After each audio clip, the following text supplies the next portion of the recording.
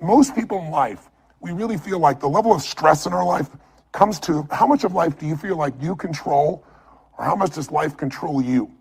Do you tend to control more of what's going on, or events controlling you? It's very easy to have those events start to take control unless we take control of what's between our ears, our own mind. You see, what you and I focus on massively affects how we feel, whether we're thriving or surviving. If you focus on what you can't control, if you focus on the past, if you focus on what's missing from your life constantly, that pattern of focus will make you frustrated, overwhelmed, depressed. It won't even matter if you're, taking antidepressants. If you keep focusing on what you can't control, what's missing from your life, you're going to feel depressed still. You can take as many antidepressants as you want. Focus equals power. If you want to thrive, you got to focus on what you can control. You got to focus on the difference you can make. You got to focus on what's already in your life that you're grateful for. And I have a little process here at the end that's my gift to you, which is just a simple ritual that can bring you back to this place. So one thing that leaders do is they focus on the things they want. They focus on what they can control. They focus on what they have. They have a combination of gratitude, strength, and commitment. They really unleash the second element. They have a vision. They have something that they're after, something they want to create, something they want to contribute, something they want to give, something they want to make happen. And that's when you become a creator again instead of a manager of life. And it's easy to lose that sense of vision in your life through disappointments. Hey, we've all had them. You get all excited about something and then, life seems to crush it. Somebody betrays you. You betray yourself. You don't follow through, and then you don't trust yourself at the same level. What makes somebody a leader is they build this certainty, and not only with focus, not only do they get a vision for what they want, but they bring that certainty in their body. Listen, if you've ever been to one of my live events, you know that one of the greatest things about, let's say, Unleash the Power Within is you go through a weekend where you literally train your nervous system to have certainty. I mean, how the heck do we get people to storm through fire? It's not about fire walking.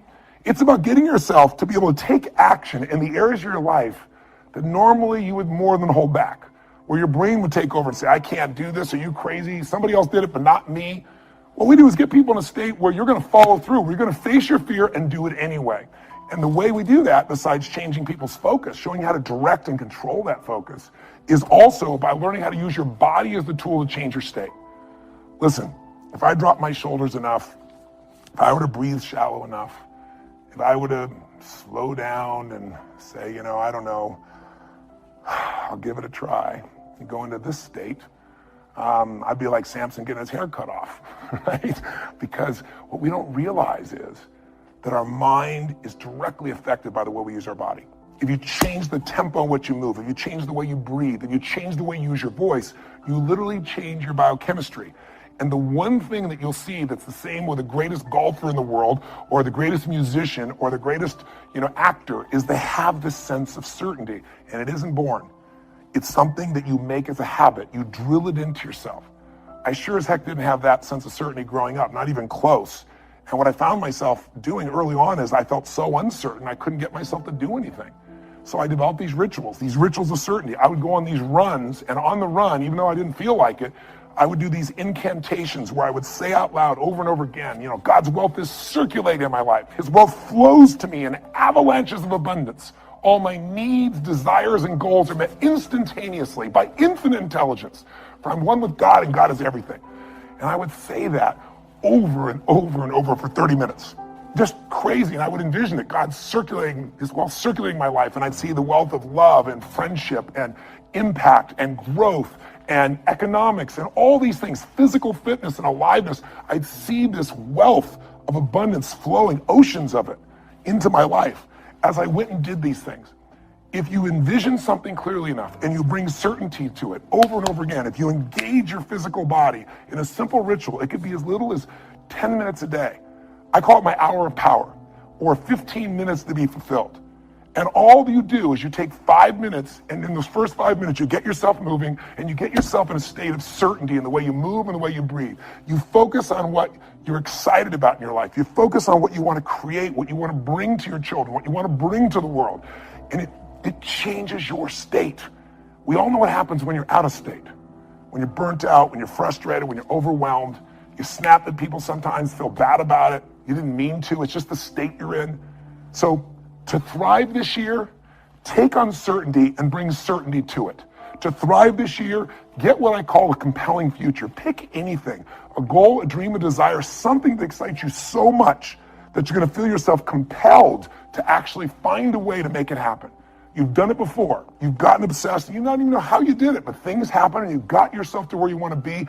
Let's make that happen this year, right now. Regardless if it's later in the year or the beginning of the year you're watching this, I made this so that hopefully I'd remind you of what you know, that you're made to thrive, not survive. What's the third element that makes somebody an effective leader, makes them a thriver, even when the environment is crazy? Well, they bring certainty to uncertainty. That's leadership skill by focus and physiology, by the way they move, by the way they breathe, by what they do.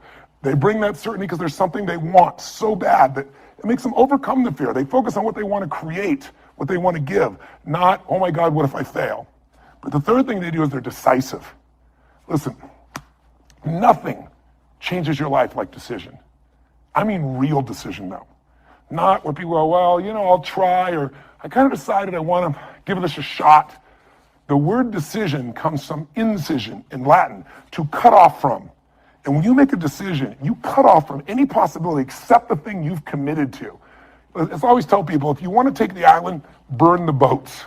I mean, if you make a real decision, every bit of you is committed to something, it's amazing how life will move for the force of nature of a human being, man or woman, that says, this is how it will be. I don't know how I'm going to get it done, but I know this is what I'm going to do.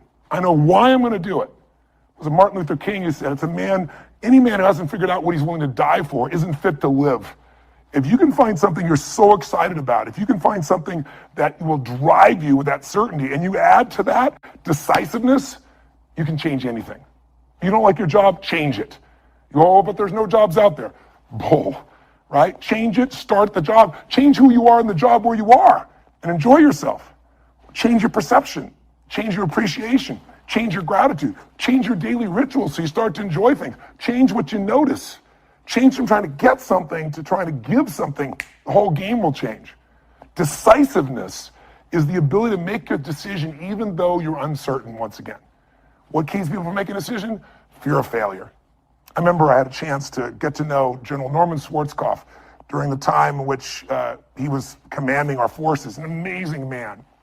And he would step over there in Desert Storm, as they called it in those days, and he could command a guy that was just brilliant. An officer who came out of, Harvard or background of Princeton, and he could take a kid from the inner city and just have that same command and connection with them. And I think part of what they respected about him is he respected everyone himself.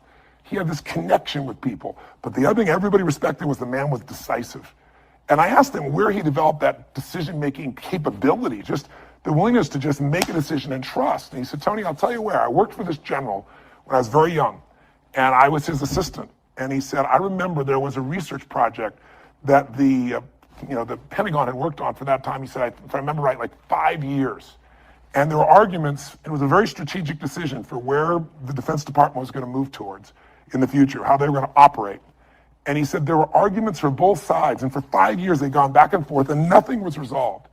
And they came to the general that he was serving at that time as the assistant. And they had a meeting, and the meeting lasted 1 hour, and at the end of the hour, the general stood up and said, do that. And he picked one of the two, and he did it with absolute certainty. And in the military, you salute, and you take your orders, and you go.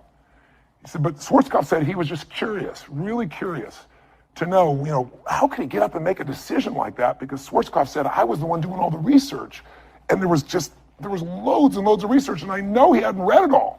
And he said, it bothered me that he'd just make a decision like that without knowing everything he could possibly know. And so he said, Schwarzkopf said, I finally went to him and said, sir, permission to express myself freely. He said, permission granted. He said, sir, how could you make that decision? He said, there are reams and reams and reams of information. You had a 1 hour meeting, you heard 20 minutes of discussion for both sides, and you decided the entire direction where things are going to go for the armed services, for this part of the armed services. And he said, how could you possibly do that? You don't have all the information. He said, no one does. In fact, information is important to an extent, but ultimately action is what needs to be taken, and someone needs to decide. He goes, well, how do you know you made the right decision? He said, no one has made a decision, young man, in 5 years and half a decade. What I decided will be right, because either we'll put all our resources and we'll make it right, Or if it's wrong, we'll discover that quicker than sitting on the fence for another 5 years, and we'll find out it's not right and we'll change. Leadership is making decisions. If you're going to lead your own life, you got to make decisions. And what Schwarzkopf said is he realized rule number one in life is when put in charge, when put in command, take charge. Make the decision. If it's right or wrong, you're going to find out quicker than if you sit around. And the interesting thing is the more you make decisions, the better you get. What makes somebody a leader? What makes somebody a leader is they're willing to make the decision other people won't make.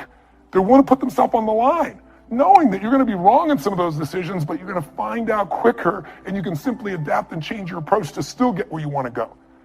Be decisive. Don't like your body? Change it. Don't like your relationship? Change it. Start by changing you. If you've changed you, it's still not right, then change it.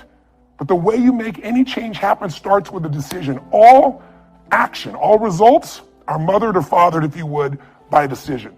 What's one small decision you can make right now that would take you in a direction you know you need to go? What's a big decision that might be really tough, but if you really made it, truthfully, it would take you on a new direction in your life, because whatever direction you head into will lead to an ultimate destination or destiny. When you know what's right, it's time. When you're still fearful, it's still time. You want to change your life? Decide. Decide something you're going to do. Decide something radical. Commit an act that moves you forward instead of thinking more, because we all can get caught up. I tell people, you get in your head, you're dead. The brain is a great thing to strategize with, but there's a point which you got to get back in your heart and you got to put yourself on the line and do something. So if you're going to thrive this year, bring certainty to your decision making by just putting yourself in that state and trusting. Trust your creator, not just a manager of life. What he has to do, get a vision for what you want. What else? Decide. And step 4, real quick, act. There is no such thing as decision without action. A real decision, you cut up things off and you make it happen. You do something. And I've always found in my life, never leave the sight of making a decision to something that's important without doing something in that moment that commits you to follow through. Take some action in that moment. Because otherwise, here's what happens. You get excited or something makes sense to you, you're passionate about it, and you go, I'm going to go do this. And then you go home and you get caught up in emails and phone calls and other people needing things from you. The next thing you know, you're out of state and you don't follow through. Has it happened to you before? I can promise you if it hasn't, it will in the future. People that succeed, when an opportunity is there, they trust. They trust. If I'm going to thrive, this is here in my life for a purpose. Life isn't happening to me. Life is happening for me. And even this pain or challenge or this opportunity is something I'm going to find a way to make use of. I need to make a decision, and I need to do something right now to move things forward in the direction of what I really want for my life. Even if I don't know the final destination, I need to move in that direction. I need to take some form of action. Most people, they have all these visions. Maybe they start to make a little sort of decision, but they don't make a real decision because they don't act on it. And if you don't act on it, your ideas, your dreams will die in your mind. They'll die on your lips. And think about it. Most people in North America, around the world, the Western world, are they truly fit, strong, and healthy? Do they truly have a relationship that's totally passionate? Do they love their work? Are they economically free? The vast majority, you and I both know the answer is no. If you want to be like most people, then what you got to do is figure out how to survive. If you want to lead, you got to thrive. And you have that capability, and you're probably already doing it. I'm probably speaking to the choir to some extent. If you're still watching this right now, you have turned me off as a raging maniac who's on a rant, because that's what I am. I'm on a rant right now. A rant to call to your soul to say, no matter how great life is, take it to the next level. Find the way to thrive on the very things that stop other people in their tracks. Thrive on what produces fear inside you and in other people. Thrive on something that you envision that you have a higher purpose for. Thrive by being decisive. Thrive by taking massive action. And if the massive action doesn't work, if what you try doesn't work, just simply try something else. And if that doesn't work, try something else. If that doesn't work, try something else until you find what works. Now you can speed that up by modeling, by finding somebody who's already getting the results that you want to get in your life. Somebody who already has lost 30 pounds and kept it off. They aren't lucky, it's been 5 years. Somebody who started with nothing and now they're financially free and their family has an extraordinary quality of life. Why not figure out what they do?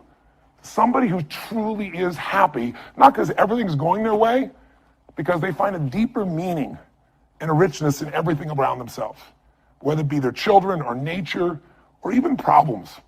Because obviously, if we have no problems, we feel dead inside. Problems can either destroy you or call you to become more. If you look at the biggest challenges in your life, if you brought certainty to it, if you put a vision beyond the problem, if you made some decision of what you're going to change, even if you didn't know how, and if you took immediate action with enough intensity, massive action, you probably found the cure-all. You probably found a way to adapt and get where you want to be. That's what thriving is really all about. But the ultimate thriving is not just breaking through and making things happen. The ultimate thriving for this year or any year of your life is to remember the secret to living is giving. It's to, as corny as that sounds, it's to connect to something bigger than yourself. And it can be done so easily. It can be done right there at home. Instead of running past your kids, looking at your phone, it's stopping, connecting. It's kissing your spouse in a way where those sparks happen, like when you first met, instead of how you doing and moving on. Most of us are moving so fast, trying to manage our lives, that we're not thriving. Thriving comes with depth.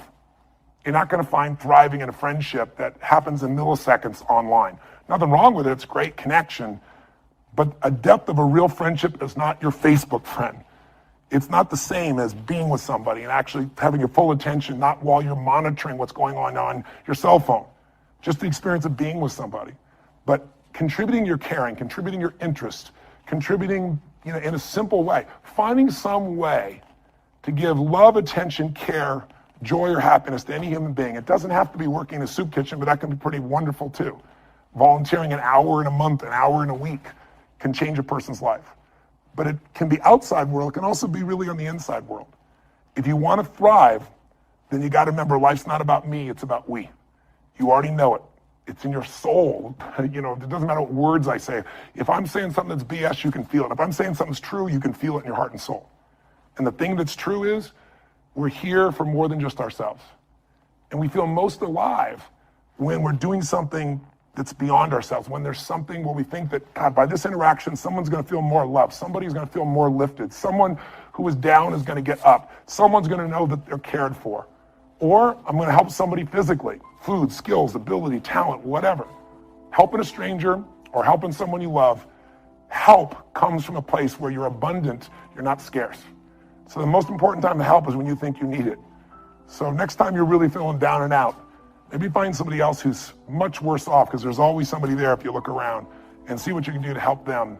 And watch what that does to change your entire spirit, psychology, and state. You'll find yourself thriving when you step into a life of meaning beyond you.